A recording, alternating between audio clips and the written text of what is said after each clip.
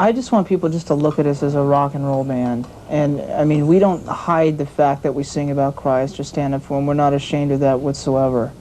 But whenever people try to just term us to say a heavy metal band or just try to term us as a Christian band, there usually seems to be problems that come from that. Keep going back, right about there.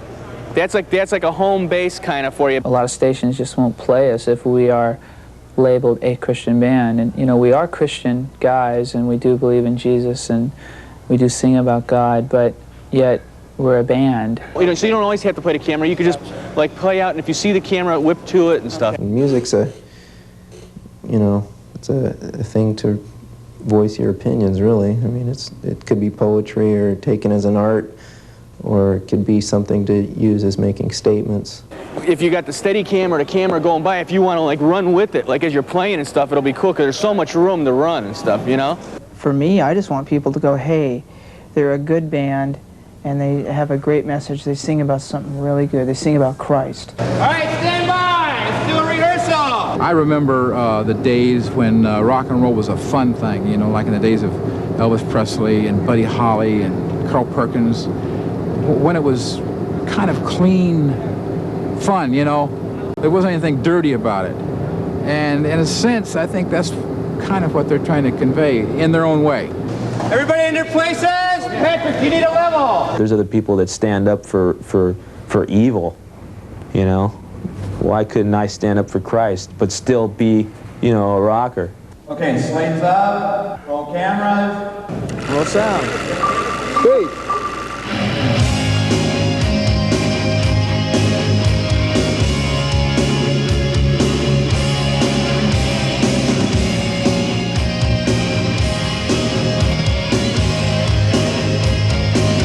Look, there's a standard crane for shooting film or video that no one rides on the end of. It gives you an effect, this unit right here, of having like a portable helicopter sitting inside a stage that'll fly around, under, and over things. Because there's not as much weight on the end of it with a person and an assistant or a director riding on the end of it, you're able to do things quicker with it and sweep and be able to look down where you couldn't really tip down and do 360 spins. You're able to go over people and audiences without fire marshals going berserk because you don't have two guys hanging from it flying over. Go and get the drums. Let's go get the drums, Jeff. Okay, let's go get the drummer. Let's go right over the drummer. Watch out for the singer's head. Get in front of him, get in front of him.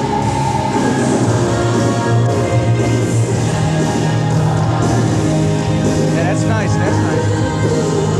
Power solo coming up. Go low, right into him.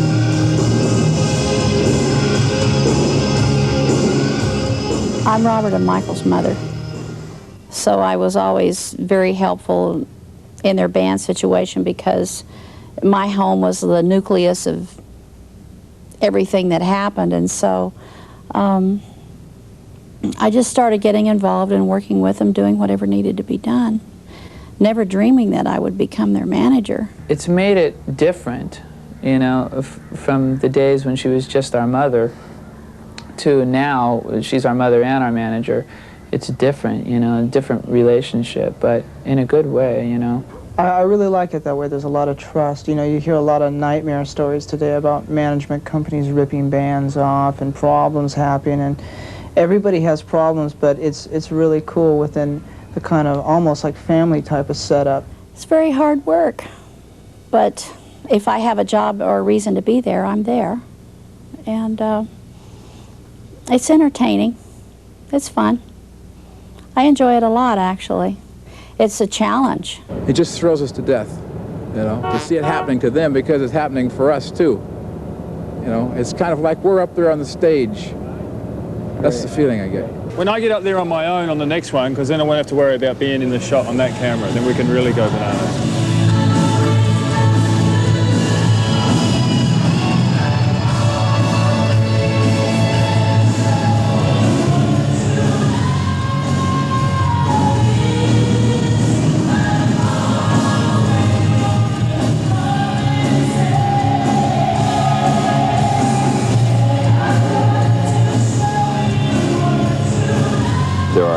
2 stages being constructed by us, and the other one is the platform stage, which is 4 separate units. The first thing we came up with was the idea of these swinging platforms, the platforms that the crane could go underneath and a Steadicam could run around and maybe suspended in this airplane hangar. Because mostly, you know, bands are anchored on the ground and the cameras are coming down and around them and up and over them. In this case, the cameras could also go underneath. Robert called and said, I like your idea about the platforms, but I still have this other idea, which was the $100 bill, and he said, could we do both? And that would make it more interesting. Go to the guys, let's go to the chassis and let's go to the singer. Go up.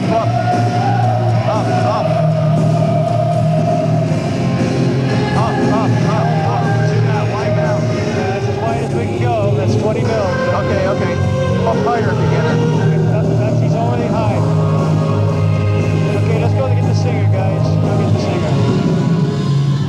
Okay, well, when you're first looking at the footage, what you want to do is you want to take all your moving cameras and lay those in first, so you're not wiping out little sections of shots that you've built later on and waste a lot of time.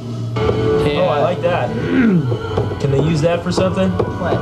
That me grabbing the guitar and doing this to it? Right here. Right here. That's across. And this shot of me I like right here. That smile. Yeah, when you smile, that was cool. And this is cool too, you and I together right here. But basically what you want to do when you first start with the footage is you want to take the best possible footage from each individual take and get that in the clip somehow. In this particular case, this song has a message to it, so what you want to do is make sure that when the singer is singing something that's real pertinent within the song, that you're nice and tight on him and you're getting that point across for him. There's a shot I liked, but I think it was blurry. Can you back it up?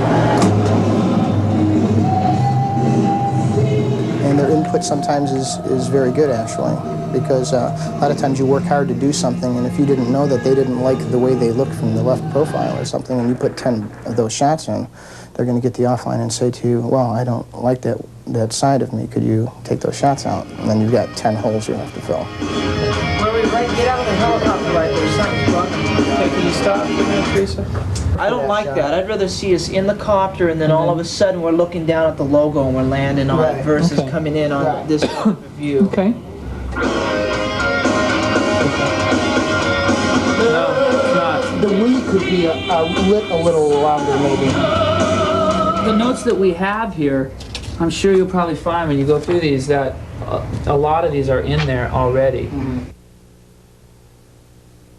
I think that the strong performance and the setup and the Verilights and the way it's shot will kind of make people think of them just as a good rock band, and I think that's what they need at this point in their career. They need people to just realize that it's a good rock band. I hope it puts them on a big stage, literally, and say this is a big band in this music. I'm really happy with what they're doing. I think they're breaking a lot of ground for a lot of people.